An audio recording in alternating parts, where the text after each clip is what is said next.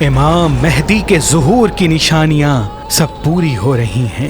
اے لوگو، امام مہدی کا ظہور جب ہونے والا ہوگا تو سب سے پہلے سفید موت ابھرے گی، یعنی لوگ بیماریوں میں مرنا شروع ہوں گے، اور سفید موت کے بعد لال موت آئے گی، یعنی لوگ لڑائیوں میں مریں گے۔ ایک ایسی بڑی جنگ ہوگی جس میں لاتعداد لوگ مرنا شروع ہو جائیں گے، فحاشی عام ہو جائے گی، عورتیں اپنا حجاب اتارنا شروع ہو جائیں گی، لوگ بے پردہ عورتوں کو عزت کی نگاہ سے دیکھیں گے اور پردے دار عورتوں کو حقیر سمجھا جائے گا۔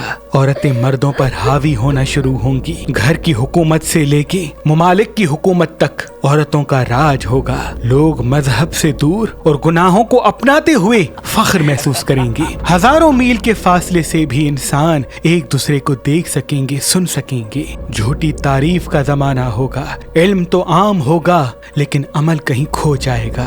اے لوگو، وہ زمانہ ایسا ہوگا جب انسان آسمانوں میں اڑیں گے، وہ زمانہ ایسا ہوگا جب والدین کی نصیحتوں کو حقیر سمجھا جائے گا اور اپنے مزے اور لطف کو زندگی جینے کا طریقہ، تاجر سود کھانے کو اپنا منافع سمجھیں گے، مظلوم کی آواز کوئی سننے والا نہ ہوگا، بیت المقدس پہ حملہ ہوگا، لال گائے کے بچڑوں کو قربان کیا جائے گا اور ایران سے سرخ اور سیاہ علم اٹھیں گے، بیت المقدس سے اللہ کی عبادت کو روک دیا جائے گا، نیک اللہ کے بندوں کو بے جرم و خطا ان کے بچوں کے ساتھ مارا جائے گا، مسلمانوں کے دشمن مسلمانوں کو مٹانا چاہیں گے اور مسلمان آپس کے جھگڑے میں الجھے ہوئے رہیں گے اور باطل کے خلاف خاموش رہیں گے۔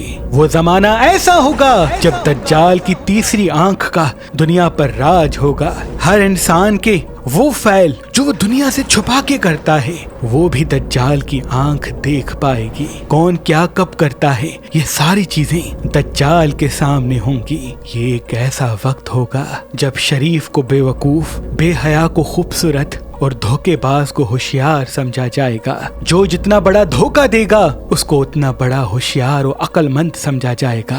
نیکی کی بات کرنے والے کو بے وقوف اور بے حیائی پھیلانے والے کو دوست رکھا جائے گا۔ جب ظلم حد سے بڑھ جائے گا، لوگ مرنا عام ہو جائیں گے، تب اللہ کے گھر سے آواز آئے گی کہ زمین کا امام ظاہر ہو گیا ہے، باطل کو مٹانے حق کا امام آ گیا ہے۔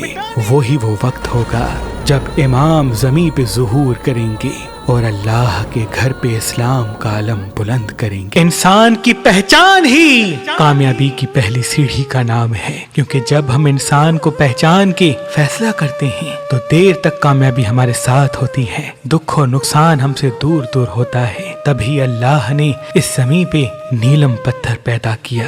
جو انسان اس نیلم پتھر کو اپنی زحل والی انگلی یعنی بیچ والی انگلی میں پہنے گا تو اس کی آنکھوں میں ایسی طاقت پیدا ہوگی کہ وہ کسی بھی انسان کی آنکھوں کو دیکھے گا تو فوراً پہچان لے گا کہ کون اس کا اپنا ہے اور کون پرایا۔ آج کل اور پرسوں اگر آپ مہربان اسٹون سے یہ نیلم پتھر لیں گے تو اس کے ساتھ یہ چاند گرہن میں پڑھا ہوا لوہے کمر آپ کو فی سبیل اللہ گفٹ دیا جائے گا۔ یاد رہے یہ لوہے کمر محدود مقدار میں ہی